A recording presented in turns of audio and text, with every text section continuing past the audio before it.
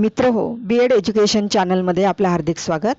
आज आपण SY बी.एडच्या CPS 3 and 4 curriculum and pedagogic studies mathematics म्हणजेच अभ्यासक्रम आणि अध्यापनशास्त्र गणित या विषयातील unit 2 approaches methods and models of teaching mathematics म्हणजेच गणित अध्यापनाचे उपागम पद्धती आणि प्रतिमाने या प्रकरणातील आशयावर आधारित बहुपर्यायी प्रश्नांचा अभ्यास करणार आहोत. पार्ट 1 मध्ये आपण एकूण 10 बहुपर्यायी प्रश्नांचा अभ्यास करणार आहोत. Question number 1, dash dash develop the idea of concept maps. टिंबटिंब यांनी संकल्पना नकाशांची कल्पना विकसित केली. Option A Birbali, option B Joseph Novak and his research team म्हणजे जोसेफ नोवाक आणि त्यांचे संशोधन पथक, option C Canas, option D Ausubel. Birbali यांनी असे म्हटले आहे की अध्यापन किंवा संपूर्ण अभ्यासक्रमाचे आयोजन करण्यासाठी संकल्पना नकाशे देखील वापरले जाऊ शकतात. शिक्षकांना त्यांच्या अध्यापनाचे आशयाचे नियोजन, रचना आणि आशयाला क्रमबद्ध करण्यात मदत करण्यासाठी संकल्पना नकाशे नियोजनाचे साधन म्हणून वापरले जाऊ शकतात. शिक्षकांना ज्याचे अध्यापन करावयाचे आहे त्याचा नकाशा ते तयार करतात. ते पाहू शकतात की आशय आणि पाठ कशा प्रकारे जोडला गेला आहे. अशा प्रकारे अनुभवातील सातत्य सुनिश्चित करतात आणि विविध विषयांना एकत्रित करणाऱ्या घटकांना आणि कृतींना विकसित करतात. बिरबली यांनी संकल्पना नकाशाच्या किंवा चित्रणाच्या बाबतीत आपले हे विचार मांडलेले आहेत. त्यामुळे ऑप्शन ए बिरबली हा येथे चुकीच्या उत्तराचा पर्याय ठरतो. नोवाक आणि कॅनस यांनी 2008 मध्ये संकल्पना नकाशे ज्ञानाचे संघटन आणि सादरीकरण करण्यासाठी एक रेखाचित्रीय म्हणजेच ग्राफिकल साधन आहे. यात संकल्पनांचा समावेश होतो असे म्हटले आहे आणि त्यामुळे ऑप्शन सी कॅनस हाही चुकीचा पर्याय ठरतो. संकल्पना नकाशा उपागम आसुबेलच्या अर्थपूर्ण शाब्दिक अध्ययन उपपत्तीवर आधारित आहे आणि त्यामुळे ऑप्शन डी आसुबेल हाही चुकीचा पर्याय ठरतो. विद्यार्थ्यांच्या उदयोन्मुख विज्ञान ज्ञानाचे प्रतिनिधित्व करण्याचे साधन म्हणून 1970च्या दशकात कॉर्नेल विद्यापीठातील शिक्षणशास्त्राचे प्राध्यापक जोसेफ डी नोवाक आणि त्यांच्या संशोधन पथकाने संकल्पना नकाशा विकसित केले होते. त्यामुळे या ठिकाणी option B Joseph Novak and his research team म्हणजे जोसेफ नोवाक आणि त्यांचे संशोधन पथक हा अचूक उत्तराचा पर्याय आहे. Question number 2, concept maps are dash dash tools for organising and representing knowledge म्हणजेच संकल्पना नकाशे हे ज्ञानाचे संघटन आणि सादरीकरण करण्यासाठी टिंबटिंब साधन आहे. ऑप्शन ए क्रिएटेड म्हणजे तयार केलेले, option B denoted by line segments म्हणजे रेषाखंडांनी दर्शवलेले, ऑप्शन सी पिक्टोरियल म्हणजे चित्रात्मक, ऑप्शन डी ग्राफिकल म्हणजे रेखाचित्रीय. संकल्पना नकाशांचे मूळ रचनावाद म्हणजेच कन्स्ट्रक्टिव्हिजम नावाच्या अध्ययन चळवळीत आहे. संकल्पना नकाशे आपण ज्या पद्धतीने विचार करतो, ज्ञानामधील संबंध कसे पाहतो ते ओळखतात. वर्गांसाठी संकल्पना नकाशे तयार करणाऱ्या शिक्षकाला विद्यार्थ्यांनी तथ्यांमधील संबंध समजून घेण्यात रस असतो, केवळ तथ्ये जाणून घेणे यात नव्हे. संकल्पना नकाशे हे माहितीचे दृक सादरीकरण किंवा दृश्य सादरीकरण म्हणजेच व्हिज्युअल रिप्रेझेंटेशन्स ऑफ इन्फॉर्मेशन आहे. संकल्पना नकाशे हे ज्ञानाचे संघटन आणि सादरीकरण करण्यासाठी रेखाचित्रीय म्हणजेच ग्राफिकल साधन आहे आणि त्यामुळे या ठिकाणी ऑप्शन डी ग्राफिकल म्हणजेच रेखाचित्रीय हा अचूक उत्तराचा पर्याय आहे. Question number 3, in concept map label notes represent dash dash and lines are arcs represent dash dash between pairs of concepts. संकल्पना नकाशामधील चिन्हांकित बिंदू म्हणजेच लेबल केलेले नोट्स टिंबटिंब दर्शवतात आणि रेषा किंवा चाप म्हणजेच कंस संकल्पनांच्या जोड्यांमधील टिंबटिंब दर्शवतात. ऑप्शन ए कॉम्पोनंट्स डिफरन्स म्हणजे घटक भिन्नता, ऑप्शन बी कन्सेप्ट्स सिमिलॅरिटीज म्हणजे संकल्पना सारखेपणा, ऑप्शन सी कन्सेप्ट्स रिलेशनशिप म्हणजे संकल्पना संबंध, ऑप्शन डी कन्सेप्ट्स डिफरन्स म्हणजे संकल्पना भिन्नता. संकल्पना नकाशांमध्ये नोट्स आणि लेबल केलेल्या रेषा असतात. नोड हे महत्त्वाच्या संज्ञा किंवा संकल्पनांचे नाव आहे. नोट्स सहसा संज्ञा किंवा संकल्पनेभोवती काढलेल्या वर्तुळांसह किंवा चौकटीसह चित्रित केले जातात. नोट्समधील रेषा किंवा चाप किंवा कंस कोणत्या संकल्पना संबंधित आहेत हे दर्शवतात. ओळीवरील लेबल संकल्पना नकाशा कसा आणि कशा प्रकारे संबंधित आहेत हेच सांगते. आणि यामुळे या ठिकाणी ऑप्शन सी कन्सेप्ट रिलेशनशिप म्हणजे संकल्पना संबंध हा अचूक उत्तराचा पर्याय आहे. म्हणजेच in concept map label notes represent concepts and lines are arcs represent relationship between pairs of concepts. म्हणजे संकल्पना नकाशांमधील चिन्हांकित बिंदू म्हणजेच लेबल केलेले नोट्स संकल्पना दर्शवितात आणि रेषा किंवा चाप किंवा त्याला आपण कंस म्हणतो ते संकल्पनांच्या जोड्यांमधील संबंध दर्शवतात. म्हणून या ठिकाणी ऑप्शन सी हा अचूक उत्तराचा पर्याय ठरतो. Question number 4.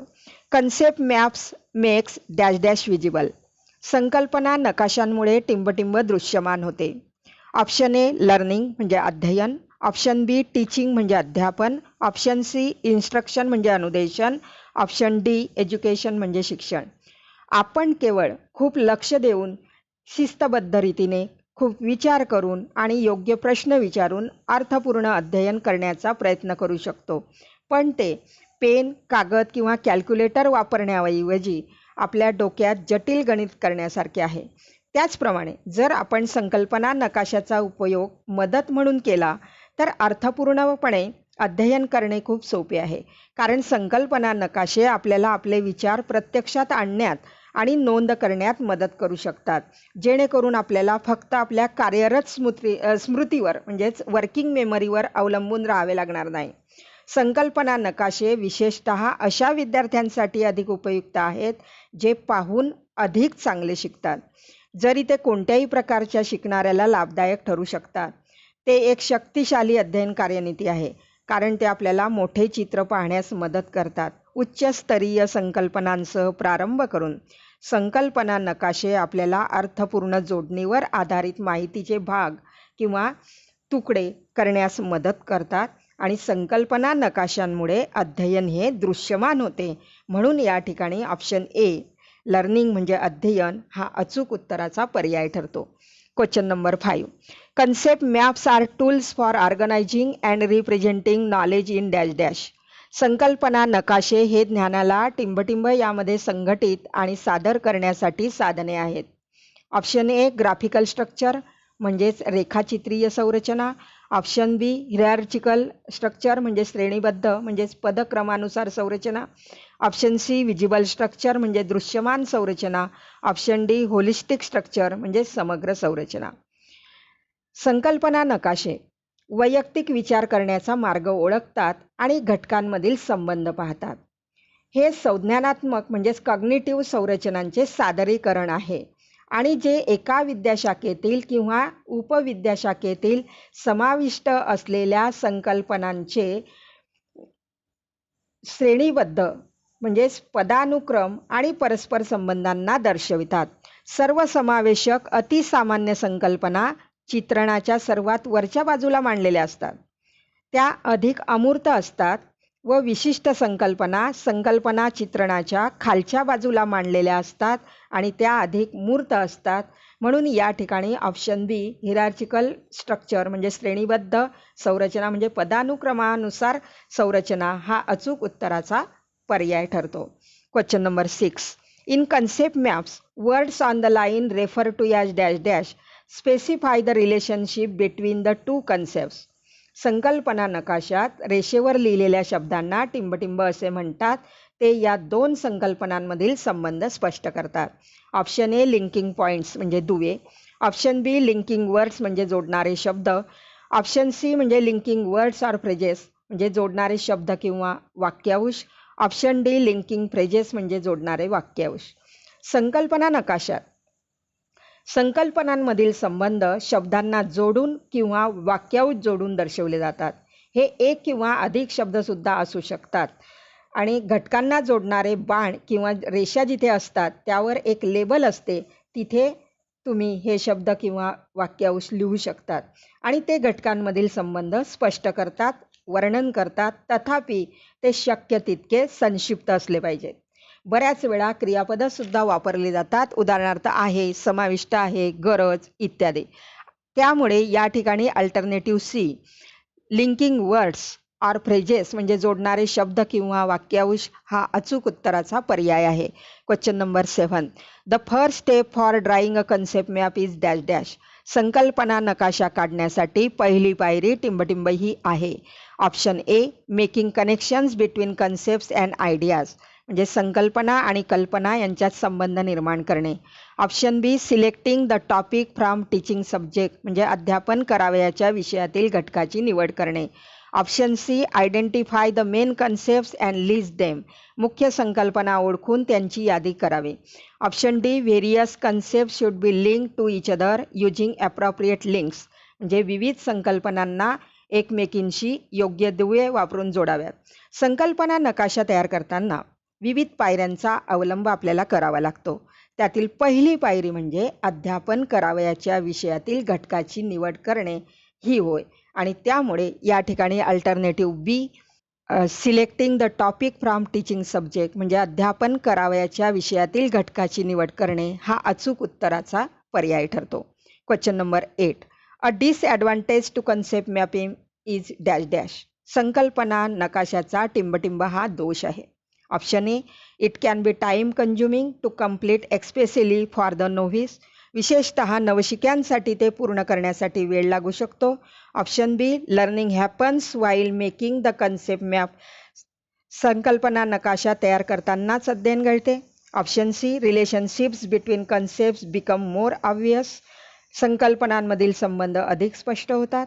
Option D, visual format of concept map makes information easier to remember. संकल्पना नकाशाच्या दृश्य स्वरूपामुळे माहिती लक्षात ठेवणे सोपे जाते. मित्रहो, पर्याय बी, सी आणि डी हे संकल्पना नकाशाचे फायदे किंवा गुण दर्शवणारे पर्याय आहेत.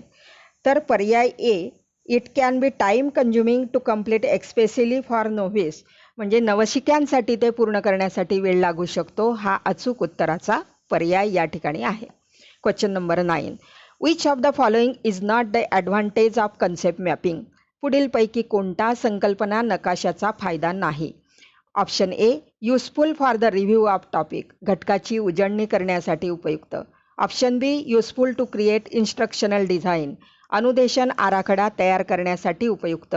Option C, students cognitive structures can be explore म्हणजे विद्यार्थ्यांच्या ज्ञानात्मक संरचनांचा शोध घेता येतो. Option D, students who are use to thinking at higher levels as graduate students usually are may find concept maps boring and time consuming म्हणजे ज्या विद्यार्थ्यांना उच्च स्तरावर विचार करण्याची सवय आहे, जसे सहसा पदवीधर विद्यार्थी असतात, त्यांना संकल्पना नकाशे कंटाळवाणे आणि वेळखाऊ वाटू लागतात. संकल्पना नकाशे घटकाची उजळणी करण्यासाठी उपयुक्त ठरतात. अनुदेशन आराखडा तयार करण्यासाठी संकल्पना चित्र उपयुक्त ठरते. तसेच विद्यार्थ्यांच्या ज्ञानात्मक संरचना जाणून घेता येतात आणि त्यांचा शोध घेता येतो. अर्थपूर्ण अध्ययनास प्रोत्साहन मिळते आणि घटकातील माहितीचे संघटन करण्यासाठी त्यांचा उपयोग होतो. आणि म्हणून पर्याय ए, बी, सी हे संकल्पना नकाशाचे फायदे आहेत. ज्या विद्यार्थ्यांना उच्च स्तरावर विचार करण्याची सवय आहे, सहसा पदवीधर विद्यार्थी, त्यांना संकल्पना नकाशे कंटाळवाणे आणि वेळेचा अपव्यय करणारे वाटू शकतात आणि म्हणून या ठिकाणी ऑप्शन डी हा अचूक उत्तराचा पर्याय आहे आणि हा संकल्पना नकाशाचा दोष आहे. Question number 10. Concept maps can be use for the purpose of dash dash evaluation. संकल्पना नकाशे टिंबटिंब मूल्यमापनाच्या उद्देशाने वापरले जाऊ शकतात. ऑप्शन ए, फॉर्मेटिव्ह म्हणजे आकारिक. ऑप्शन बी म्हणजेच फॉर्मेटिव्ह अँड समेटिव्ह आकारिक आणि साकारिक किंवा अंतिम. ऑप्शन सी, समेटिव्ह म्हणजे अंतिम. ऑप्शन डी, प्लेसमेंट म्हणजे स्थानन. संकल्पना नकाशाचा उपयोग आकारिक आणि साकारिक म्हणजेच अंतिम मूल्यमापन असंही आपण त्याला म्हणतो किंवा संकलित मूल्यमापन म्हणतो. तर या दोन्ही प्रकारच्या मूल्यमापनासाठी केला जातो आणि म्हणून या ठिकाणी option B formative and summative म्हणजे आकारिक आणि साकारिक किंवा अंतिम मूल्यमापनासाठी केला जातो, हा अचूक उत्तराचा पर्याय आहे. मित्रहो, आपल्याला हा व्हिडिओ आवडला असेल तर लाईक करा, कमेंट करा व आपले सर्वांचे BEd एज्युकेशन चॅनल सबस्क्राईब करायला विसरू नका. धन्यवाद.